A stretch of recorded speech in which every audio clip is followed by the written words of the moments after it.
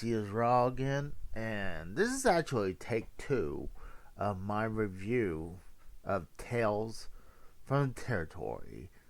This one is stories from AWA Wrestling, and actually I just listened to it. I actually kind of liked it little bit better the second time around. There was some stuff stories that was actually funnier than I realized. So, and I actually had this video up and ready to go, but I realized I made a couple mistakes, like who was there. I didn't know who was there, and I was pretty sure I thought Jimmy Hart was there, but he was not. But I was right that Greg Gagne was there, but you had Greg Gagne, you had DDP, you had Jim Brunzell, Medusa,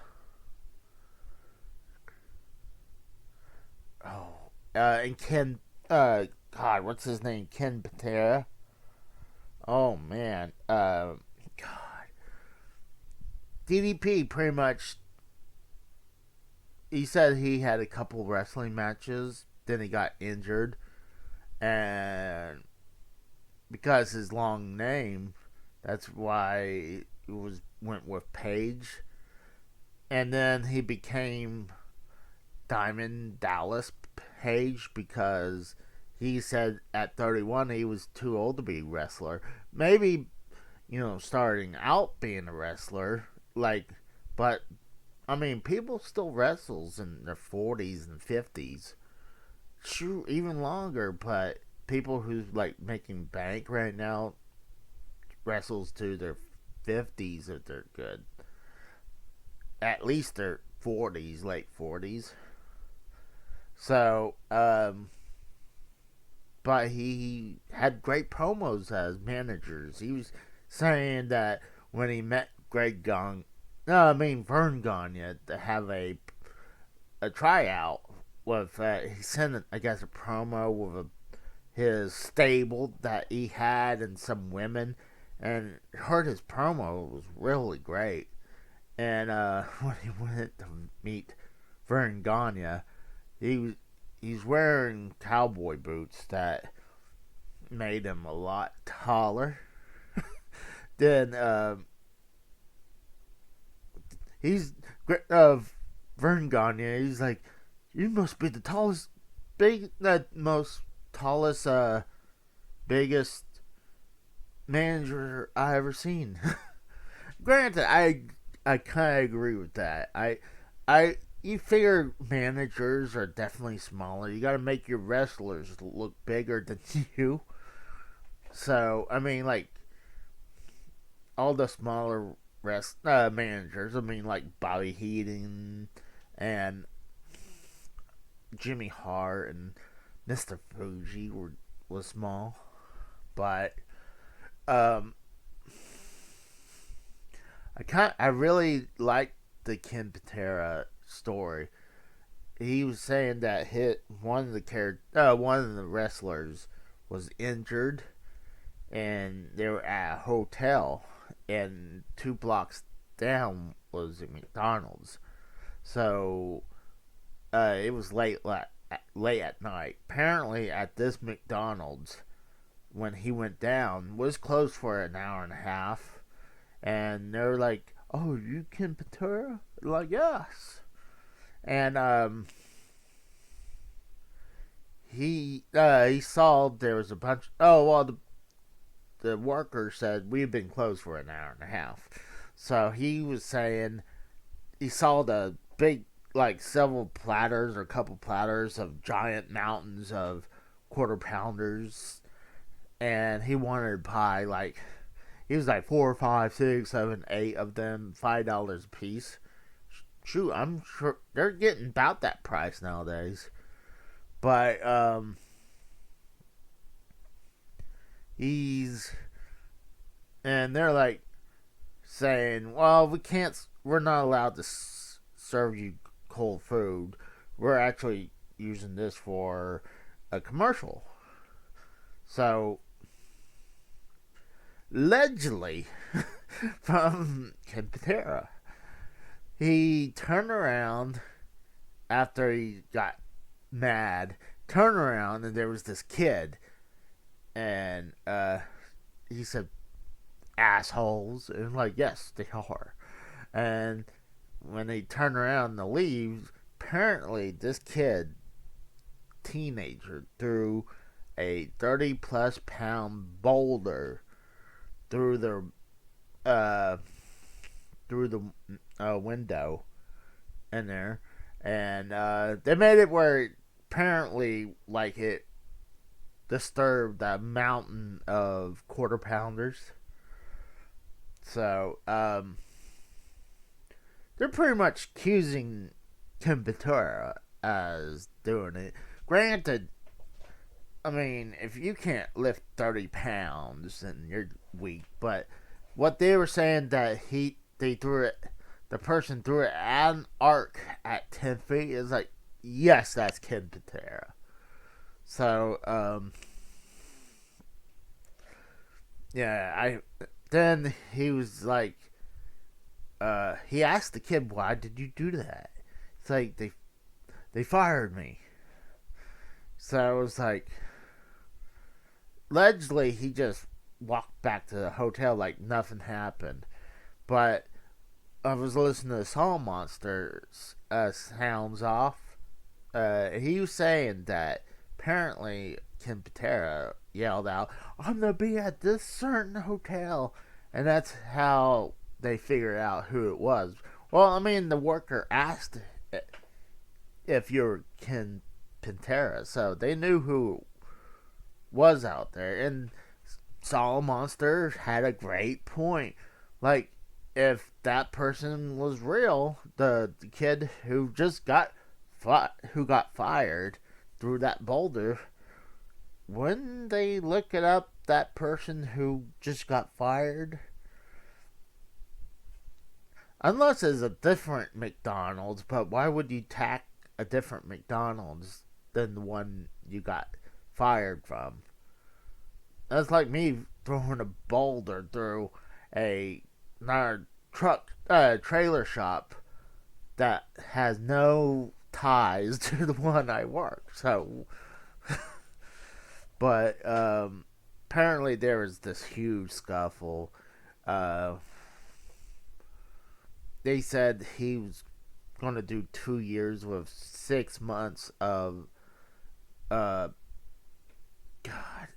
being on, you know, they had to keep touch on him. I'm trying to think of the words. Can't really. I lost the wording, but at one of the other ones, they had a couple of stories about what's their airplane they were using. It was called Suicide One, and one of them, they were saying, I guess Adrian Adonis was. Before I say this could be, if you have a weak stomach, fast forward for a little bit.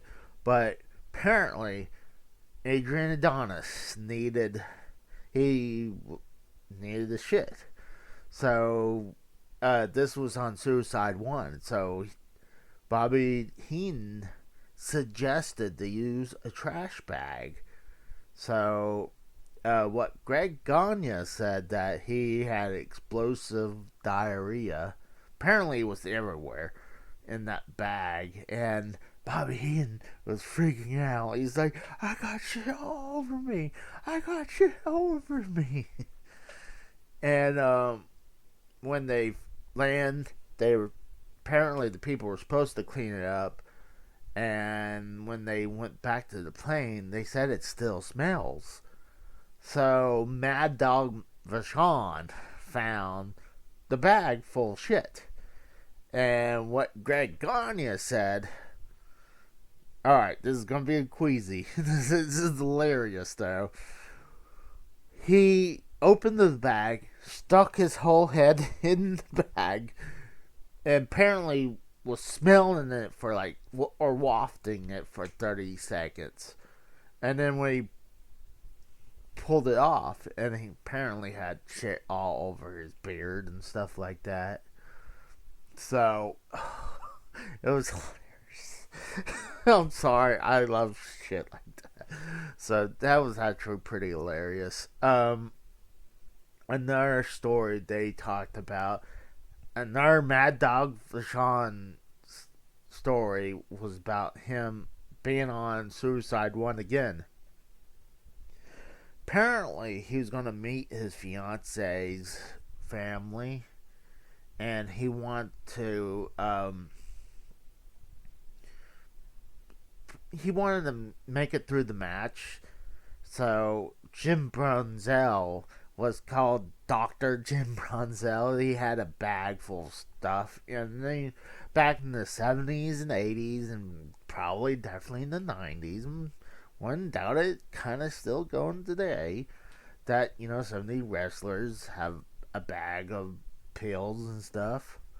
So he gave Mad Dog Michon two uppers. And he was supposed to take one. Apparently, he not only took both of them, he did a pint of rum or something, some type of liquor. Then he did the match. And then apparently after the match, he went to his fiance's family, did the eat out, and they're asking, why you got barbecue stuff all over your face? Well, they were eating barbecue, and Mad Dog's all messed up. I guess at one point to come, all during when they're eating barbecue, he was drinking some wine, apparently. And at one, I guess he was going crazy that someone gave him some pot, and then I guess he was going a little crazy, and someone gave him Quaalude, and so they were saying he was having the up and down effects. He didn't know what was going on, so he was on Suicide One, and they're flying, and suddenly they hear this big rush of air going through. Then they thought they might have been hit by another plane, but pilot noticed the door was open, and Mad Dog opened the door, and he started throwing all his wrestling gear out, like his boots, his all his wrestling gear and everything. And then at one point, he wrapped his chain around his neck and leaning out, and he's telling people, I wanna feel like I'm flying. I'm like, oh my god, they're like, the pilot's trying to tell him, we need to close this door. So, they couldn't close the door, but they had to have emergency landing, and the cops was down there. They couldn't handle Mad Dog and Sean, so they're like, okay, if two things, either you guys would take him back with you, or he's going to go to jail with us. So Mad Dog's like, start calling them, saying, you guys better come and get me, or I'll kill you. Or I'm gonna kill you all. It was hilarious. Apparently, at one point, they strapped him down in the seat in Suicide One, and they left him there, apparently. But I definitely heard the story a couple times with Greg Gagne talking about uh, Vince McMahon Jr. was trying to buy the AWA, and Vern said, "Well, we got partners in different states that we need to get together, and then we can get you a price." So the next time he come back down, Vince is like, "You got a price?" And they told the number, and then apparently, what I was hearing that they were taking him back, and as he was walking away, he's like, "I do not negotiate." So, I mean, it sounded like Vince. I mean, could have been embellished. I mean, a lot of these stories can be embellished. I mean, especially Ken Patera's story. I mean, a lot of wrestlers like to embellish their stories a little bit, but um, I do believe that's probably did because I mean Vince bought territories like Stu Hart's territory at one point, and he went around and bought a bunch of wrestlers from other territories. So, trying to think what else they told. They said that at one point Greg Gagne was contacted to be if he wanted to come to the WWF, and he didn't want to leave his dad behind. I mean, some of the stories he was telling, no, Greg Gagne was some of the best stories. And with Ken Patera's story was great, and but the Russo story was okay. She was talking about how she was going to go fight against, oh God, Sherry Mintel. So, it was a good story. I mean, and I actually kind of like the first time I listened to this, I was not really that satisfied. I still think it's not their best episodes from Tales from the Territory and from Dark Side of the Ring. But now listening to it twice, I kind of enjoyed it. I had a little fun listening to it when I was driving back to home. So I was getting a kick out of it, and I was listening to it. But I prefer, if you guys want my opinion, it's good. I say go ahead and watch it. It's not a bad episode at all. If you want to learn about AWA history, then this is not the video for you. If you want AWA history, the kind of things I was kind of looking more forward was then go to the WWE Network / Peacock and go to the Legacy. The Spectacular Legacy of AWA.